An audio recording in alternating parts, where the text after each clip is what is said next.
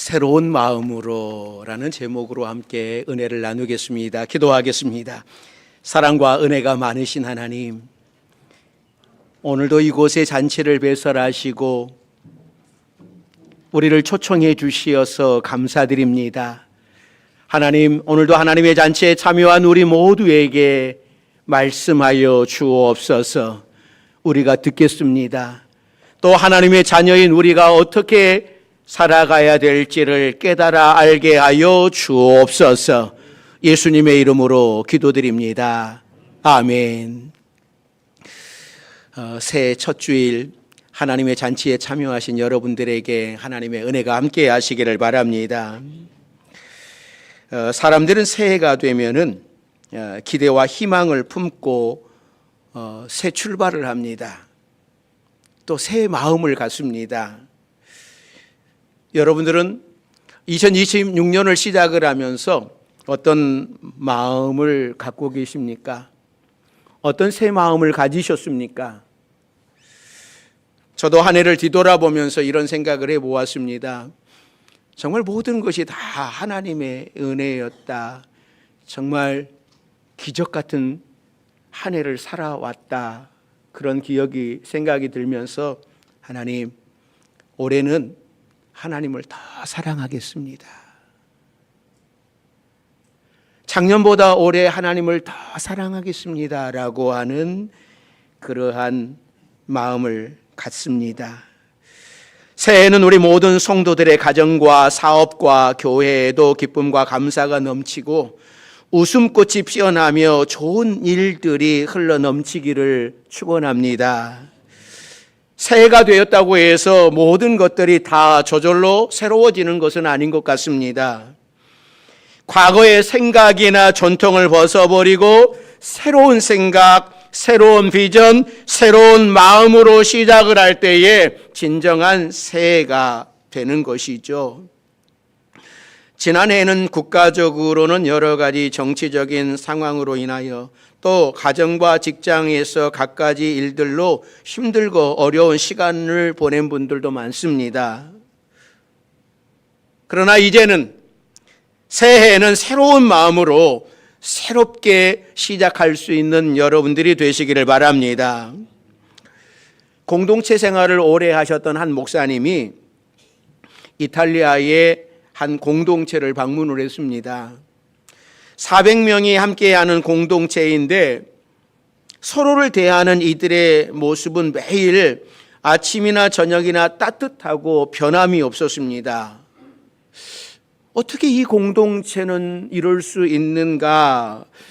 목사님도 공동체 생활을 하셨기 때문에 공동체에 대하여서 너무나 잘 알고 있었기 때문에 어떻게 공동체가 이렇게 날마다 기쁘고 행복하게 이런 공동체가 있을 수 있나? 그래서 질문을 했답니다. 어떻게 여기 공동체는 신선한 사랑을 매일 나눌 수 있습니까? 지겹지 않습니까? 라고 물었더니 이런 답변을 했습니다. 저희 공동체는 매일마다 이런 기도를 합니다. 주님, 오늘 내가 만나는 한 사람 한 사람을 내가 처음 만나는 사람인 것처럼 대하게 하옵소서. 이런 기도를 하고서 하루를 시작한다고 합니다.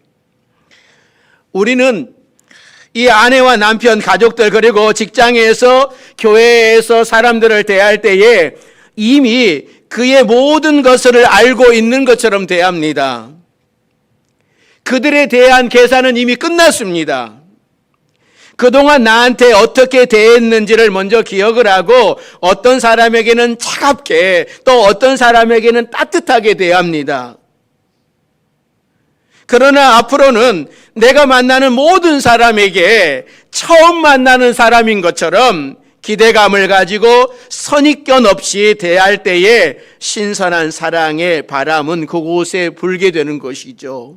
우리 파주명성교회도 이렇게 하나님 날마다 대하는 사람에게 사랑으로 대하게 해주옵소서. 그렇게 기도하면서 하루를 시작하며 또 교회 안에서, 가정 안에서, 또 공동체 안에서 살아갈 수 있는 우리 바주명성교회 여러분들이 되시기를 바랍니다.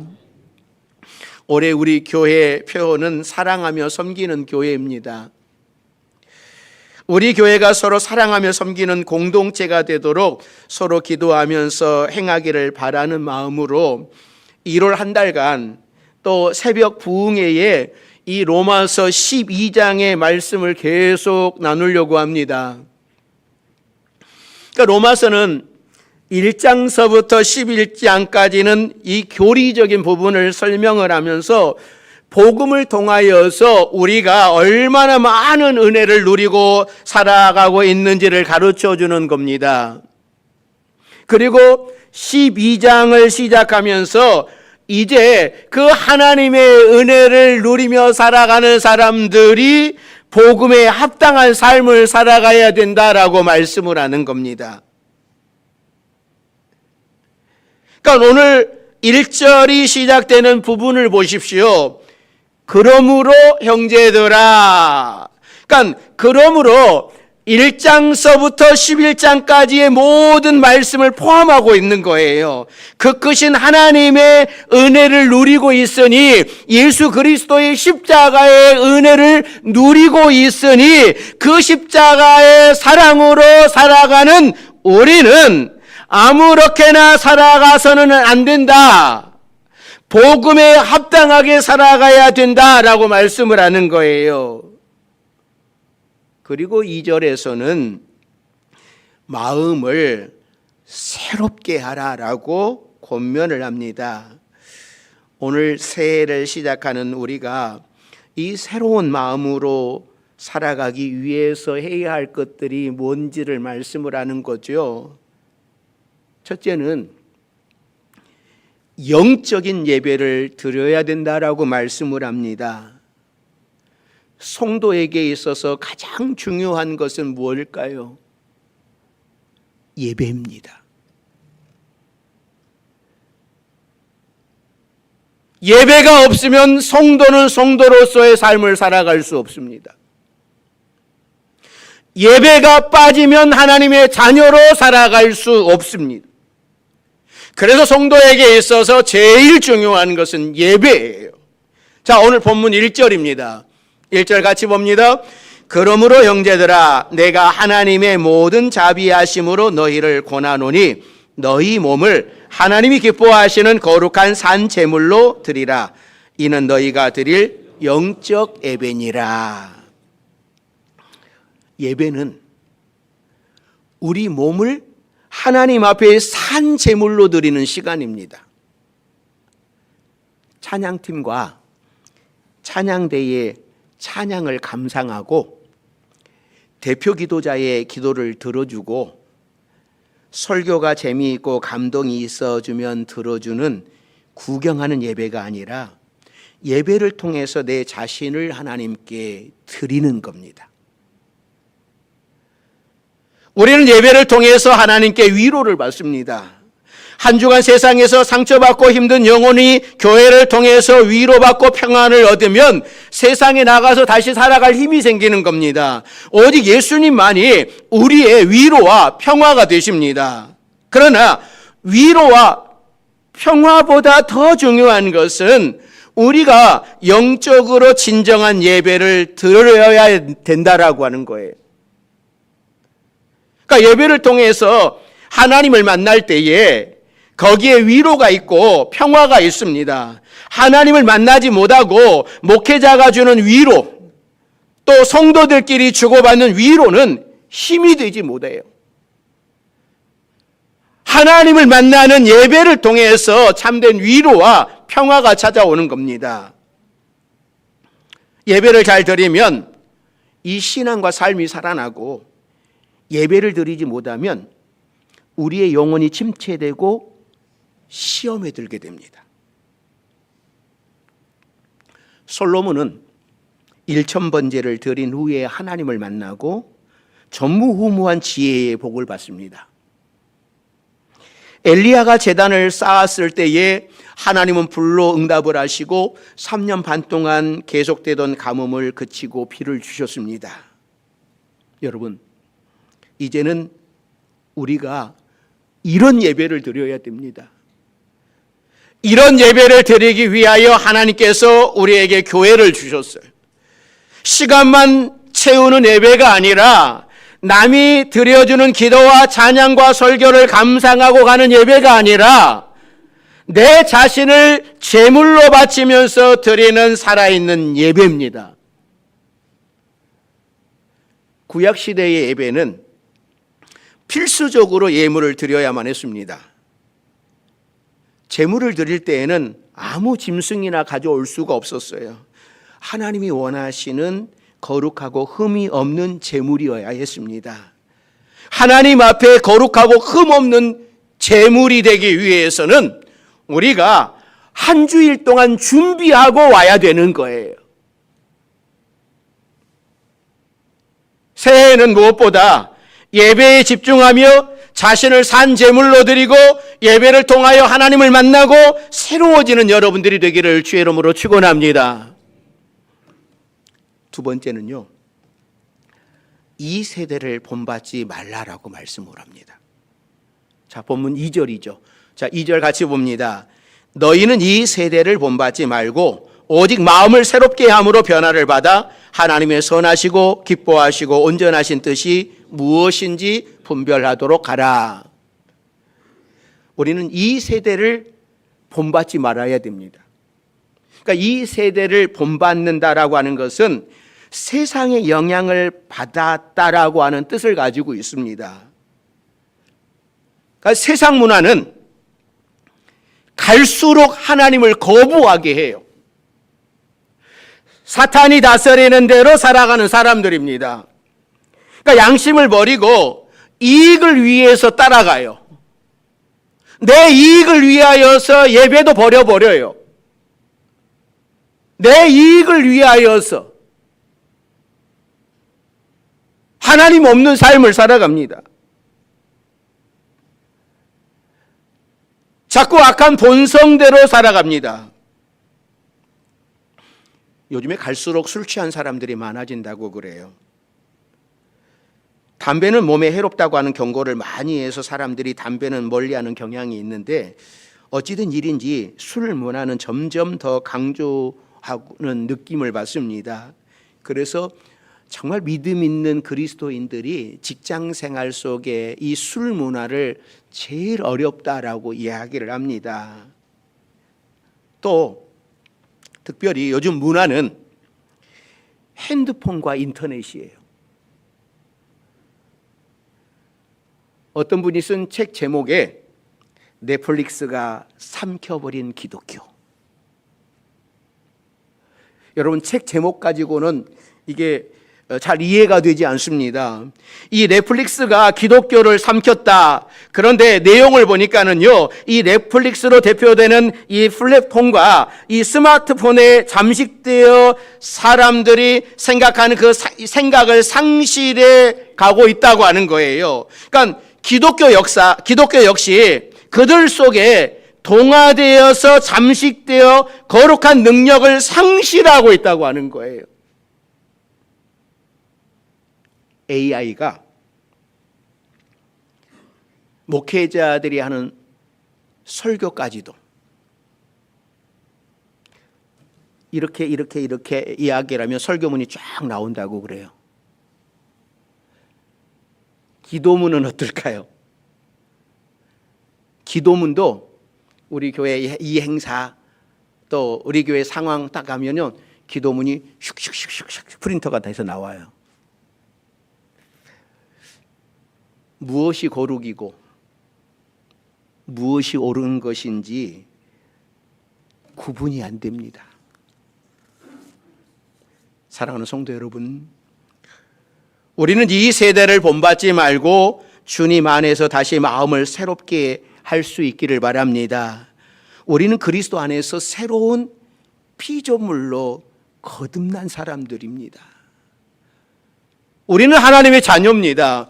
그래서 고린도후서 5장 17절, 에베소서 4장 23절, 24절에 이렇게 말씀을 해요. 자, 계속해서 봅니다. 고린도후서 5장 17절, 그런즉 누구든지 그리스도 안에 있으면 새로운 피조물이라. 이전 것은 지나갔으니 보라, 새 것이 되었도다. 에베소서 4장, 오직 너희의 심령이 새롭게 되어 하나님을 따라 의와 진리의 거룩함으로 지으심을 받은 새 사람을 입으라. 그러니까 사도 바울은 거듭해서 강조를 해요. 우리는 새로운 피조물로 거듭났다. 이전의 삶을 살아서는 안 된다. 그래서 오직 성령이 새롭게 되어서 새 사람을 입으라고 하는 겁니다. 세상의 방식이 아니라 하나님의 방식대로 살아가라고 하는 거예요. 여러분, 오늘 우리가 결단하십니다. 하나님, 제가 세상의 방식대로 살아가지 않고 하나님의 방식대로 살아가겠습니다. 하나님의 말씀을 따라 살아가겠습니다. 라고 결단할 수 있기를 바랍니다. 1991년에 이 해리슨 포드가 주연한 이 해리 이야기라고 하는 영화가 상영이 되었는데요. 이 영화는 미국 최상류층에 속해 있던 헨리 터너라고 하는 변호사에 대한 이야기입니다. 그러니까 이 이야기는 가상으로 꾸며낸 이야기가 아니라 미국에서 실제로 있었던 실화를 영화한 것이라고 합니다. 이 헨리 터너 변호사는 미국에서 명성을 날리는 변호사였습니다. 그가 맡은 사건은 무슨 수를 써서라도 기어코 승소하게 만들었습니다. 그러다 보니 어려운 문제를 당한 사람들은 이 해리 변호사를 찾았고, 이 해리 변호사는 그 어떤 어려운 문제라도 다 승소했어요. 그러니 여러분들 인기가 얼마나 많았겠습니까? 부와 명예와 모든 것을 다 얻었습니다. 어느 날 이 해리 변호사는 밤늦게 집으로 돌아가다가 주머니에 담배가 떨어져 있음을 발견하게 됩니다. 담배가 없으면 견디지 못한 그가 자기 차를 운전하는 기사가 퇴근했기 때문에 자신이 직접 담배를 가게에 가서 사게 되었습니다. 그런데 그가 담배 가게에 가서 담배를 사는 순간 가게에 권총 강도가 들어오고 담배를 사려고 했던 그는 총을 맞고 말았습니다. 구사일생으로 목숨은 건지지만 기억 상실증에 걸렸어요. 과거를 완전히 기억할 수가 없게 되었습니다. 시간이 흐르면서 그는 과거를 기억하려고 안간힘을 씁니다. 자기가 예전에 미국 최고의 명변호사였다고 하는 것을 알았기 때문에 옛날로 돌아가기 위하여서 엄청난 노력을 합니다. 그러나 모든 문서와 기록을 내어놓고 자기가 맡았던 사건들, 자기가 변호했던 사건들을 꼼꼼히 조사하던 헨리는 자신이 옛날로 돌아가기를 포기하고 맙니다. 왜냐하면 과거에 변호했던 모든 서류들을 다시 조사해 보니 그가 승소했던 모든 사건과 그가 얻었던 부와 명성이 거짓의 발판 위에 서 있었기 때문이었습니다. 결국 헨리 터너는 이 호화찬란한 상류층의 삶을 포기하고 자신의 변호로 억울하게 패소했던 사람들 한 사람 한 사람을 찾아갑니다. 그리고 그에게 가서 사죄를 합니다. 내가 과거 변론을 맡았을 때에 이 거짓 변론을 해서 당신에게 이런 피해가 있었습니다. 용서해 주십시오. 그렇게 사람들을 찾아가서 자기의 잘못을 인정을 해요. 여러분, 왜 헨리 터너는 거짓을 버리고 진실하게 살아가기로 결단을 하는 걸까요? 왜 그는 그의 마음에 내가 잘못했다라고 용서를 빌었을까요? 그것은 그가 죽었다 살아났기 때문이에요. 새로운 사람으로 새로운 마음으로 다시 태어났기 때문에 이전의 자신으로 돌아갈 수가 없었던 겁니다. 사랑하는 성도 여러분, 우리도 이전의 삶으로 돌아가서는 안 되는 겁니다. 세상적인 가치관으로 살던 때로 돌아가지 마십시오. 예수님 안에서 새로운 가치관으로 항상 새 마음으로 살아가시기를 바랍니다. 홍수가 나면 모든 것들이 다 떠나려고 합니다. 아무리 큰 통나무라도 떠내려갑니다. 아무리 물살이 세차게 떠내려간다 하더라도 여러분, 살아있는 고기는, 작은 고기라 할지라도 살아만 있다면 그 물을 거슬러 올라갑니다. 죽은 영혼들은 썩을 세상의 가치관대로 살아갑니다. 마귀의 유혹대로 둥실둥실 떠내려갑니다. 바람에 나는 겨와 같이. 그러나 살아있는 성도들은, 우리 파주명성교회 여러분들은 이 세대를 본받지 말고 예배를 통하여 날마다 거룩해져서 예수님 안에서 날마다 새롭게 변화되는 삶을 살아가십시오. 우리 모든 성도들이 이 세대를 본받지 말고 세상 사람들이 살아가는 삶의 방향으로 살아가지 마시고 세상의 가치관을 거슬러 살아가는 능력 있는 여러분들이 되시기를 바랍니다. 셋째는요, 새로운 마음으로 살아가는 성도는 하나님의 뜻을 분별합니다. 2절 말씀을 다시 보면 이 세대를 본받지 말고 마음을 새롭게 함으로 변화를 받은 사람은 하나님의 선하시고 기뻐하시고 온전하신 뜻을 분별하면서 살아갑니다. 우리가 하나님의 뜻을 분별한다고 여기저기 기웃거리지 마십시오. 성경에 말씀하시기를 하나님의 뜻은 너희의 거룩이다. 항상 기뻐하고 항상 기도하고 항상 범사하며 사는 것이 하나님의 뜻이라고 성경은 우리에게 말씀을 합니다. 대부분의 성도들이 신앙생활을 하면서 하나님의 뜻이 무엇인지 다 압니다. 하나님의 뜻이 무엇인지 다 알아요. 알면서도 어긋난 길을 선택해서 가는 경우가 많습니다.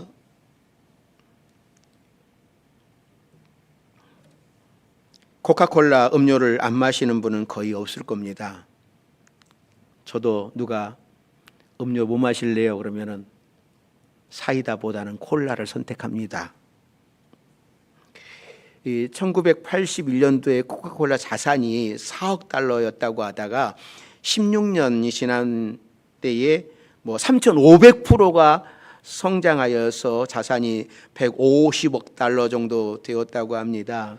그러니까 코카콜라 주식 소유자들은 100만 장자가 된 사람들도 많았고, 또 현재도 세계인들은 코카콜라를 마시면서 살아갑니다.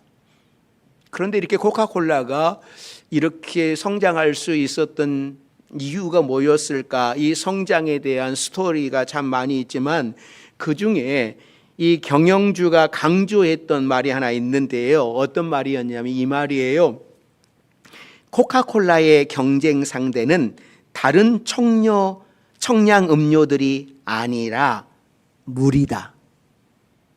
물과 경쟁했을 때에 시장의 점유율은 3%밖에 되지 않는다. 여러분 안 놀라는군요.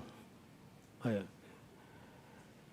코카콜라 사장의 목표는 경쟁사가 음료수가 아니라 물이다라고 이야기를 해요. 여러분 콜라 안 마셔도 우리는 살 수 있습니다. 그런데 물 안 마시면 살 수 없습니다. 감히 물과 경쟁하겠다라고 하는 음료수를 이길 수 있는 사람은 없을 거예요. 저는 이렇게 생각을 합니다. 우리가 신앙생활하는 목표도 가장 높은 곳에 예수님께 두어야 된다. 세상 사람들보다 조금 더 낫게 착하게 산다고 거기에 안주하지 말고 예수님처럼 살아가려고 하는 목표를 가져야 됩니다. 우리의 목표는 예수님이에요. 예수님처럼 거룩해지기 위해서, 예수님의 성품을 갖기 위해서, 예수님처럼 살기 위해서 목표를 설정하고 날마다 새 사람으로 거듭나는 삶을 살아야 되는 것이죠. 그러면 감히 세상 사람들은 우리의 비교의 대상이 될 수 없을 겁니다. 또 사장은 이런 말도 해요. 미국을 모르는 사람은 있어도 코카콜라를 모르는 사람은 없어야 한다. 정말 목표를 높이 세운 사람이에요.